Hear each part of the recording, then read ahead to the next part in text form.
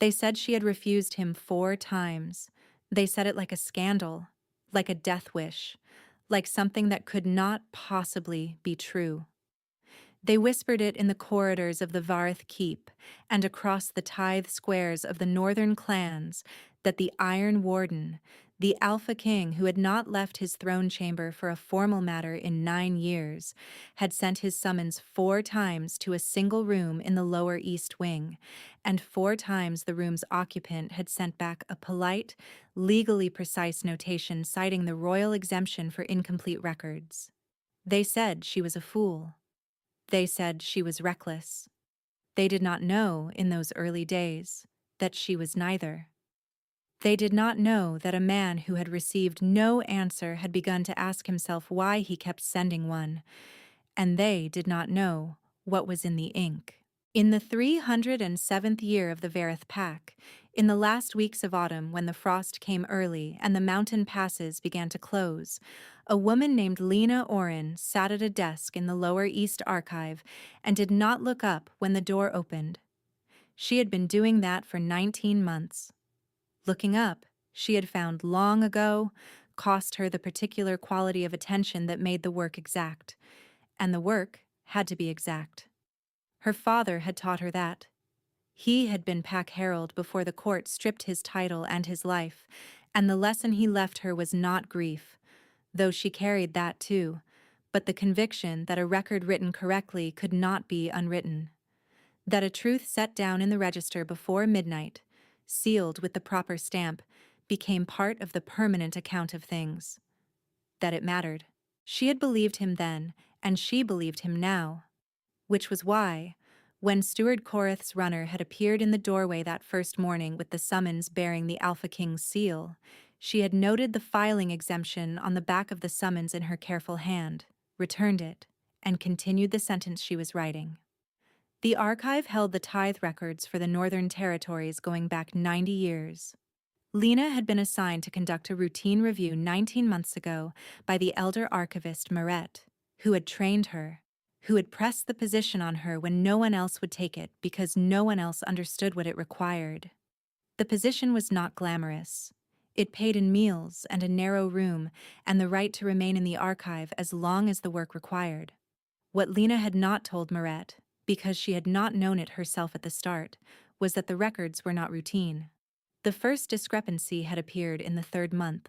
A figure adjusted in the margin, the original amount scraped and reinscribed so carefully that only someone who had catalogued the ink's chemical composition would notice the difference. She had catalogued it. By the 6th month, she had found 11 such adjustments. By the 19th, she had found 42. Each one bore the same hand. Each one funneled the adjustment into the same account. The account belonged to Steward Korith, who had held his position for 7 years, who had built his seat of influence in this court on foundations that Lena was, one record at a time, quietly dismantling. He did not know yet how far she had gone. He knew she had found some of it. He had done what men in his position tend to do when threatened by paperwork, and had tried to bury it in more paperwork. The summonses were his idea, though they bore the king's seal. If she left the archive to attend the king's court, the records would sit unfinished past their legal window. A filing exemption was only valid for a single session. If she was pulled out repeatedly, the records became contestable. She had cited the exemption each time, correctly. She had continued working. Marit found her on the morning the second summons arrived, standing at the window with a cup of tea gone cold in her hand, looking out at the frost-covered courtyard where the pack soldiers ran their morning drills.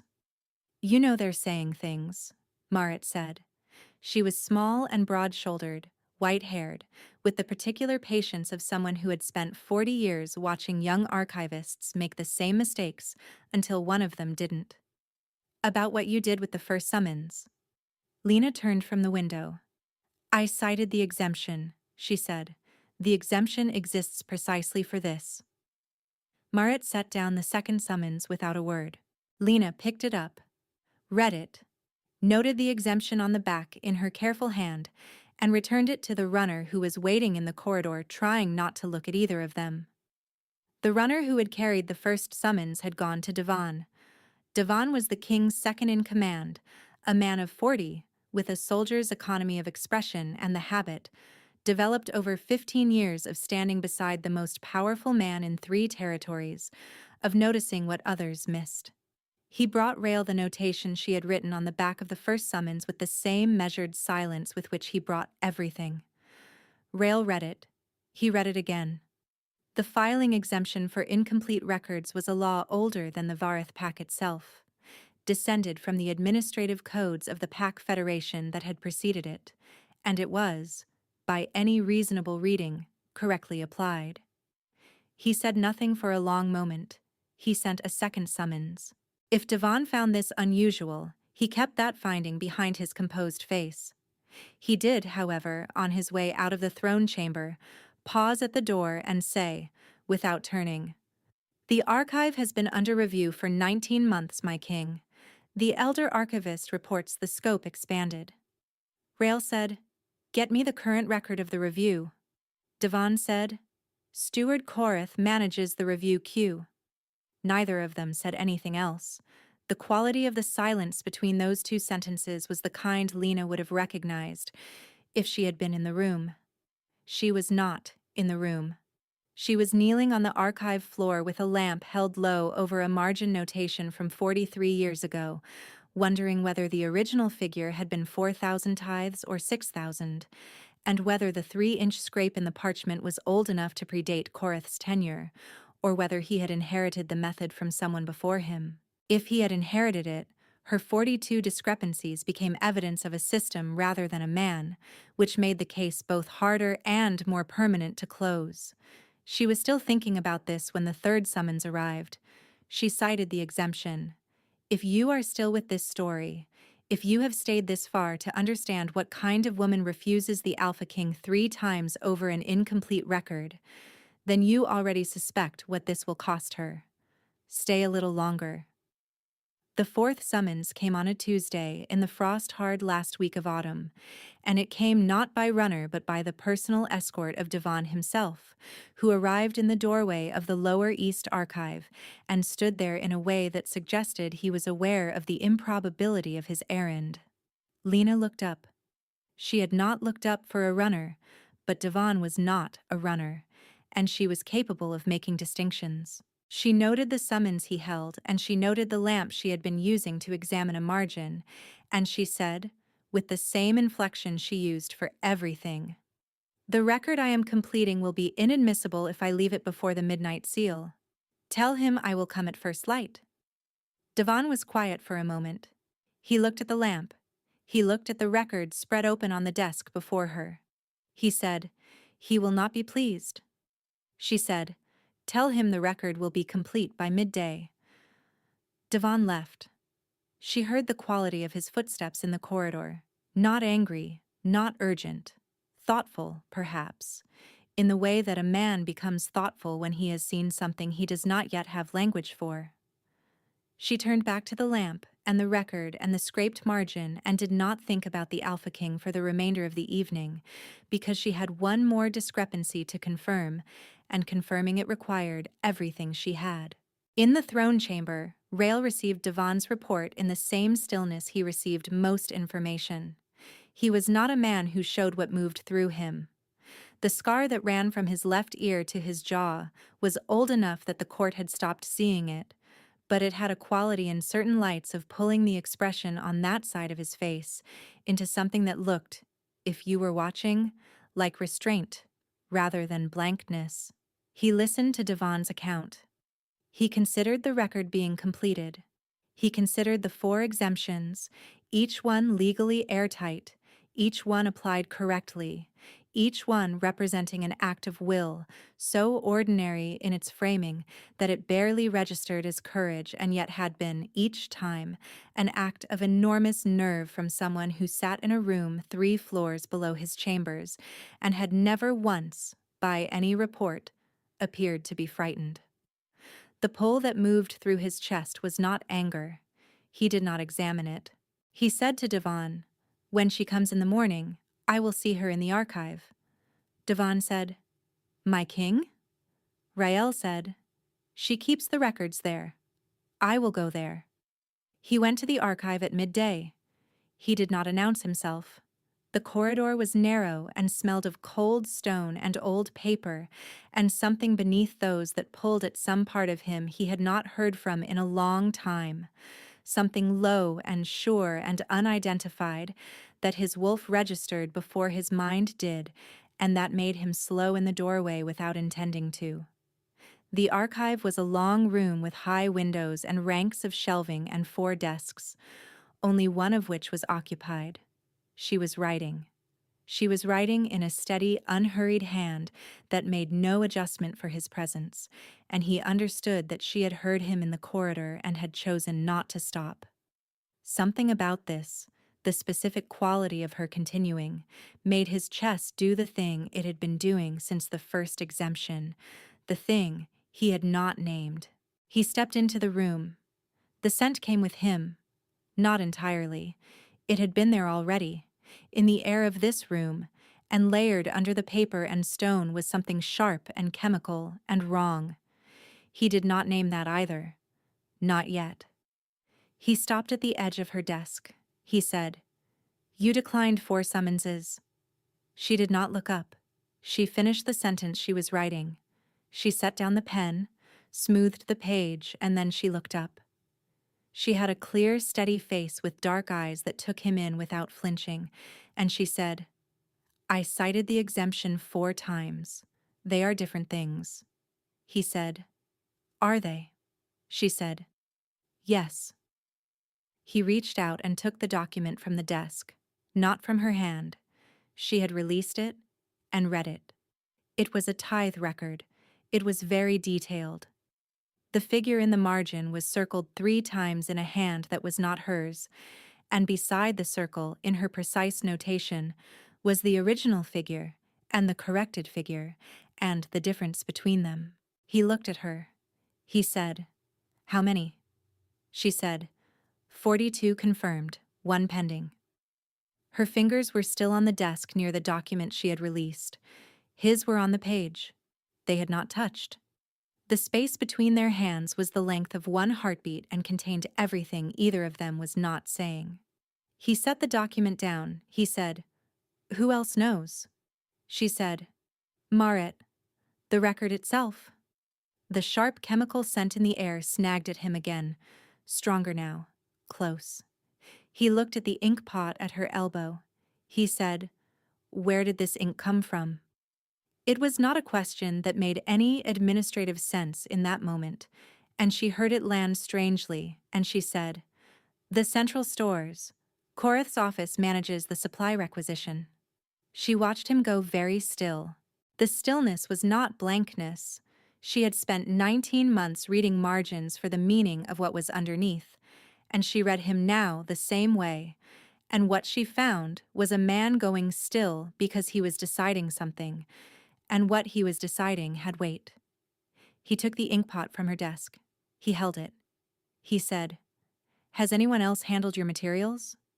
She said, Only the runners, Korith's men. Something shifted in his face. Small, exact, controlled, and she understood without being told that she had just answered a question she had not known was being asked. He said, Leave the archive. She said, I haven't filed the 43rd record. He said, Lena. She heard her name in his mouth and went very still herself. He said, The ink is poisoned. The room was cold and quiet around those words. She looked at the inkpot in his hand and then at her own hands, at the faint discoloration she had attributed to the cold, at the weeks of headaches she had attributed to the lamplight, and felt the ground restructure under the conversation she thought she had been having.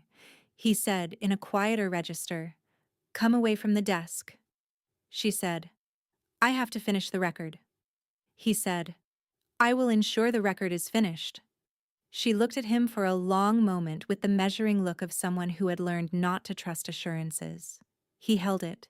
He did not look away. She did not leave the desk. He did not force her. She thought briefly that he could, that a king with a guard in the corridor could remove one archivist from one desk without particular effort, and she thought further that he had not, which was a piece of information she filed away with the same care she gave to margin discrepancies. She was a woman who did not waste data.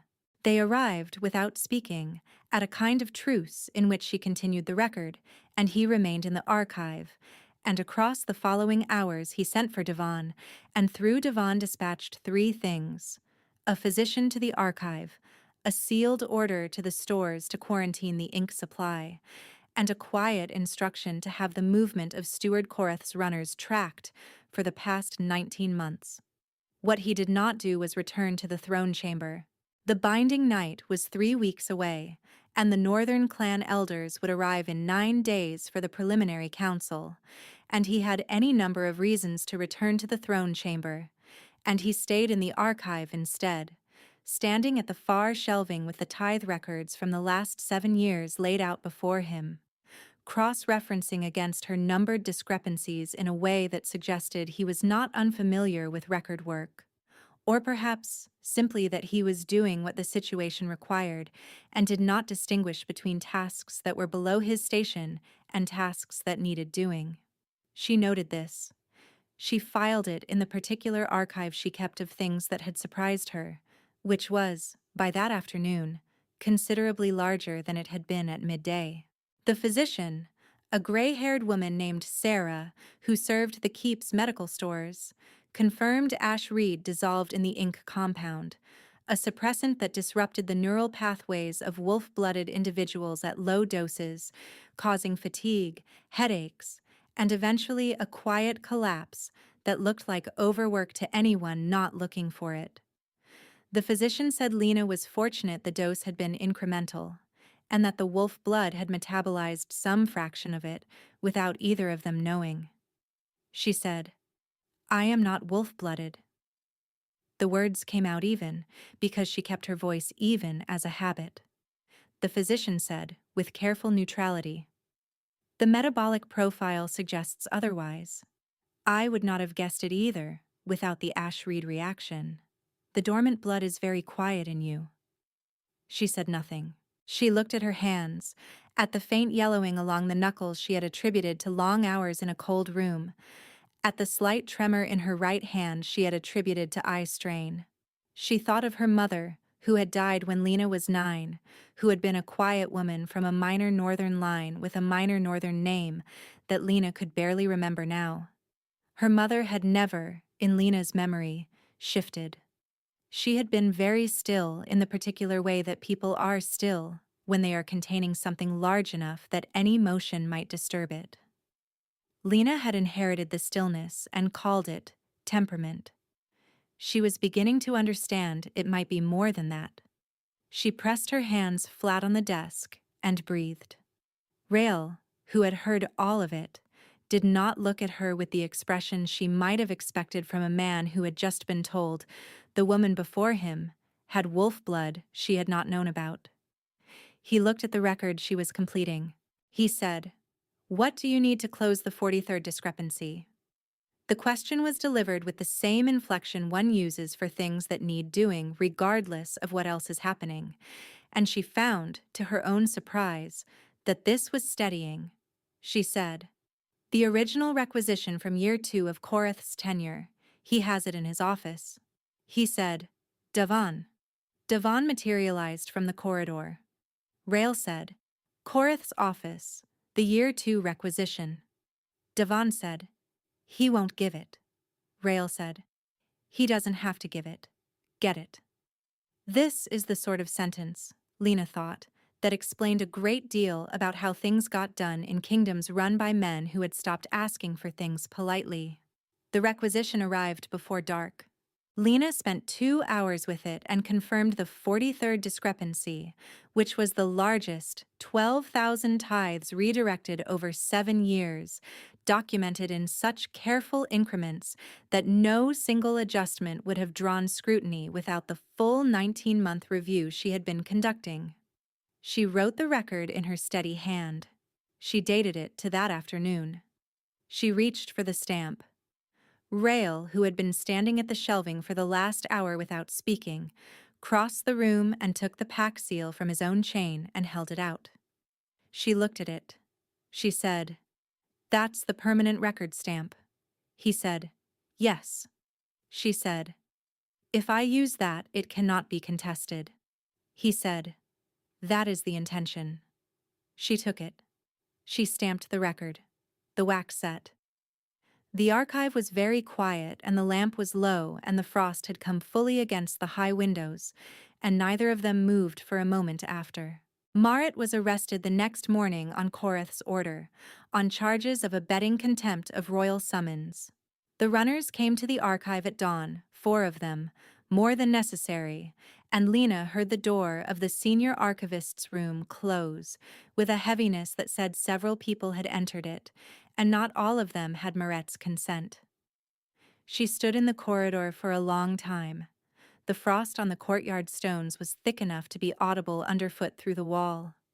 She had the 43 records, each one correct, each one sealed with the proper notation in her hand. She had the pack seal stamp on the 43rd.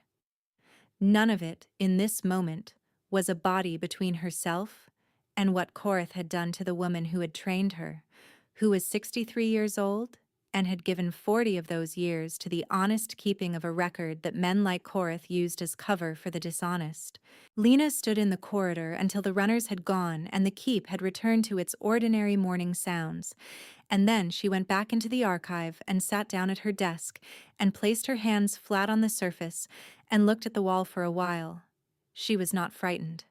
She had been frightened when she was 14, and the court had come for her father, and the fear had not done anything useful, and she had eventually trained herself out of the indulgence. What she felt now was something colder and more deliberate. The 43rd record named 12,000 tithes. The 44th would name the man. Koreth appeared in the corridor an hour later with a composure that was almost admirable in its confidence, the composure of a man who believed he had the board arranged. He said, "You have one opportunity to avoid the tribunal. Withdraw the findings. Leave the keep by tomorrow's post." She looked at him. She thought of Marit. She said, "No." He said, "The tribunal is set for binding night. The king cannot leave the throne chamber on binding night." He said it the way one sets down a final card, with the flat pleasure of inevitability. "You will stand before the clan elders with no support, with findings no one has had time to verify, with a charge of contempt that I have documented thoroughly." He paused. "You are a record keeper. You know when something cannot be recovered." She said, "I know when a record has been correctly filed." He left. She stood in the corridor until she could no longer hear his footsteps, and then she went back into the archive and sat down at her desk and looked at the 43 records in their neat stack. All correct, all sealed, the 43rd bearing the permanent stamp. She thought about Maret, who was in a cell somewhere in the keep's lower level. She thought about her father, who had been in a cell for 3 months before the trial that killed him, who had kept asking for his records to be reviewed and had never been given the chance. She picked up a pen. She began a 44th record. This one named Koreth directly, and it cross-referenced all 43 by their registry numbers, and it cited the Ash Reed and the ink supply chain with the physician's notation as its evidentiary anchor, and it named the account to which the 12,000 tithes had been redirected, and it named the year in which the practice began, and it laid out, in the patient sequential manner that made legal documents hold, how each piece connected to the next. The archive was quiet around her. She could hear her own breathing and the scratch of the pen and, outside, the very distant sound of the northern wind coming through the mountain passes. She thought about her father, who had sat in a cell asking for his records to be reviewed and had not been given the chance. She was giving herself the chance. She thought about Maret in a cell below this floor and wrote more carefully for it. It took her until the 3rd hour past midnight. Her hands ached from the writing and from the weeks of handling the poisoned ink before Rael had removed it. But her hand did not shake, and the record was clean. She dated it to binding night, the third day of the cold moon, in the 307th year of the Varith Pack. She stamped it with the pack seal, the one Rael had left in her keeping when he sent for the physician, which she had not questioned because a record keeper knows when a seal has been placed in trust. She filed it in the permanent register. Then she sat back in her chair and waited. The binding night was cold enough that the courtyard stones rang underfoot, and the torch smoke rose straight in the still air. In the throne chamber, the 9 northern clan elders sat in their carved seats in a half-ring before the throne, and Rael sat the throne in the formal robes of the binding ceremony, dark wool and the iron circlet, and the ceremony was in its 3rd hour. It was 300 years since a king had left his throne on binding night. The pack bonds were not physically severed by departure. That was the old tale, not the law. And Rael was a man who read the law rather than the tale. But a king who left was held to have abdicated the binding for that year. And the northern clans could contest the bonds for the following cycle. And 300 years of unbroken bindings was not a precedent any reasonable king endangered without a reason that could not wait. Rael had been sitting the throne and thinking about the archive since the 2nd hour. He knew she was in it. He knew Korith's men were in the corridor outside it. He knew what she was doing, because she was the kind of person whose next action was legible to anyone paying the right kind of attention, and he had been paying it since the first exemption.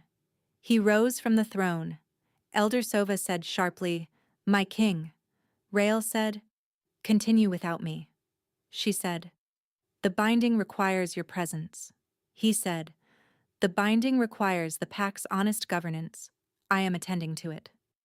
He walked out of the throne chamber and across the courtyard where the frost rang underfoot, and the torches went horizontal in the wind off the mountains.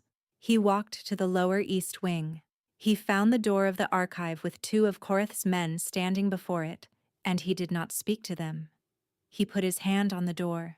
The elders did not know where the king had gone until they heard the knock, and then the sound of a door that had not been built to be forced being forced anyway, and then the silence in the archive that precedes something enormous settling into place.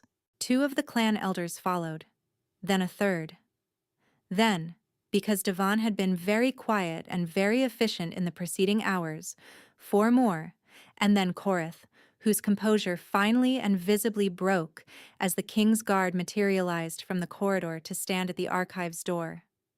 Rael stood in the archive with frost from the courtyard still on his cloak, and the night's cold on his face, and his breathing was steady, and he was looking at Lena, who had stood up from her desk when the door broke, and was standing with her hands at her sides and looking back at him. The lamp was low, and the archive smelled of paper and cold, and the particular quiet of a room where important things had been set down and not yet answered. The 44 records were in their stack at the corner of her desk, each one in its proper place in the order she had given them. The 44th on top, with the binding night date in her careful hand. He crossed the room. He picked up the 44th record. He read it the way he had read everything that day, and the day before, with the particular quality of attention that means a man is not performing care, but actually exercising it. And the care was not new, Lena understood. It had been there from the first exemption he could have simply overridden, and had chosen instead to read.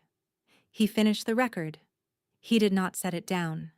He turned and faced the 7 clan elders who had filed in behind him through the broken door, and the 2 guards flanking Korith at the threshold. And he held up the 44th record and read it aloud in the flat, carrying voice of a man accustomed to making himself heard in large, cold rooms without raising it. When he was finished, the archive was very quiet. Elder Sova, who had spoken most harshly at the preliminary council about the keeper who would not come when called, cleared her throat and said, "The steward's account must be reviewed before any judgment." Korith said, "The record is fabricated. The keeper is a contempt case. She has an interest in..." Rael said. One word, flat and total, and Korath stopped. 12,000 tithes over 7 years, 44 cross-referenced records, one standing pack seal. The review took until the 3rd hour of morning, when the last elder sat back and said, with the precision of someone who had come to say one thing and found they needed to say another, "The steward's accounts do not reconcile." Korath's men had been at the keep's gate since midnight, Devon having arranged that with the same quiet efficiency he arranged everything. There was no scuffle. There was a man walking between 2 guards and a door closing, and then a stillness that felt like a held breath releasing. Marit was brought up from the lower cells before dawn. She came into the archive with the look of a woman who had spent a night determining to be composed about whatever she found when she arrived, and found Lena at the desk, and sat down at the nearest chair and said, "How many in the end?" Lena said, 44. Marit said, "Good." She did not say anything else for a while. The clan elders had gone back to the throne chamber to complete the binding with the dawn light coming in through the high windows, and the archive was, for the first time in what felt like hours, quiet. Rael had remained. He was standing at the shelving where he had stood the day before, and he was not pretending to review records now, but simply standing there. And Lena was aware of him the way she had been aware of him across the whole of the preceding day, as a gravity in the room she had no good language for. She stood up from the desk. She said, to the room, to him, "The binding." He said, "Devon will manage the ceremony." She said, "You left the throne chamber." He said, "Yes." She said, "You could have sent someone." He looked at her for a moment, fully, the way he had looked at the records, with the attention that meant something. He said, "I could not." The words were simple and he did not elaborate on them, and she did not ask him to. She understood, in the way she had learned to understand margins, not from what was written, but from what had been taken the trouble to write down at all. The room was still and cold, and the lamp was out, and the morning light was coming in pale and horizontal through the high windows, falling across the stack of 44 records, across the desk, across his hands where they had set against the shelving. She thought about the 4 summonses.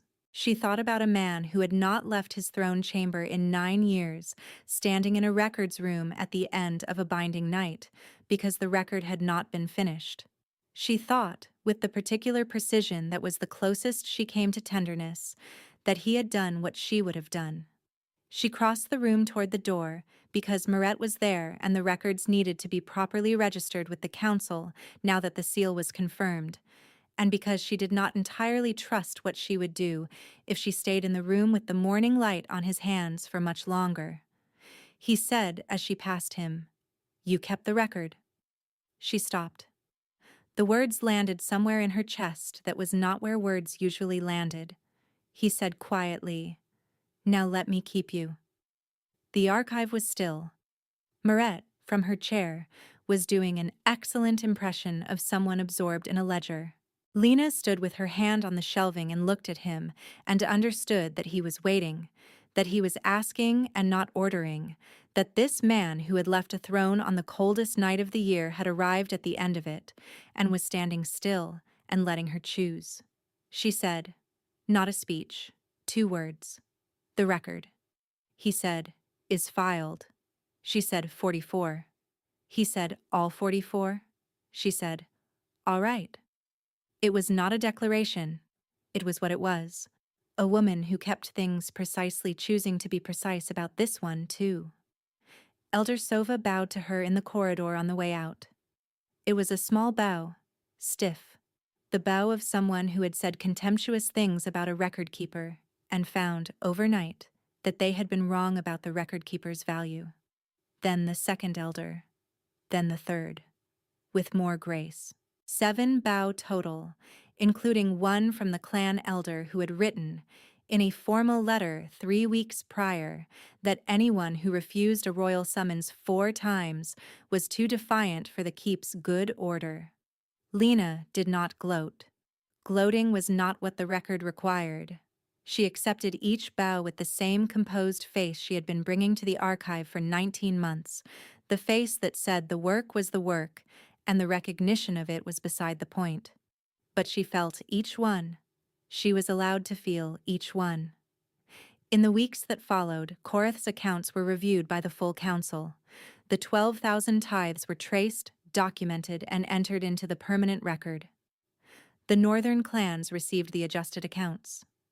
Marit was restored to the senior archive position and spent 3 consecutive mornings moving Lena's stacked records into the formal register with the meticulous satisfaction of someone completing a long-held obligation.